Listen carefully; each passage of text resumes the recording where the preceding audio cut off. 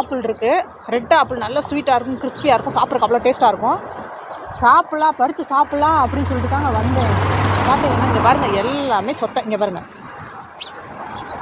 எல்லாமே இப்படி இருக்குது. காய் ஃபுல்லாகவே அப்படி இருக்குது. இது எப்படி சாப்பிட்றது? இங்கே பாருங்கள், தூக்கி வேஸ்ட்டாக தான் போடணும். எல்லாமே பறிக்கிறது எல்லாமே அப்படி தான் இருக்குது. இங்கே பாருங்கள், எல்லாம் வேஸ்ட்டு. இங்கே பாருங்கள், இதுவும் வேஸ்ட்டு தான். இங்கே பாருங்கள்,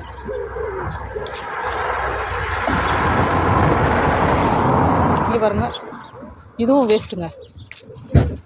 ஒரு 500 காய் கிட்ட கிடக்குதுங்க இந்த மரத்தில். ஆனால் ஒன்று கூட சாப்பிட்ற மாதிரி இல்லை. எல்லாமே பார்த்திங்கன்னா சொத்தையாக இருக்குது. ஏன் அப்படின்னு கேட்டிங்கன்னா, நான் ஊருக்கு போயிட்டேன்னா மருந்து எதுவும் அடிக்கலைங்க. அதனால் பார்த்திங்கன்னா எல்லாமே சொத்தையாயிருச்சு.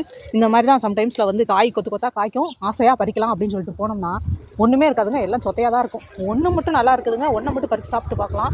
இது ஒன்று மட்டும் தாங்க நல்லா இருக்குங்க பாருங்கள். இது ஒன்று மட்டும் நல்லா இருக்குது, நல்லா டேஸ்ட்டாக இருக்குங்க. சூப்பராக இருக்குங்க. இது நல்லா டேஸ்ட்டாக இருக்கும் இந்த பழம் வந்து. இங்கே பாருங்கள்.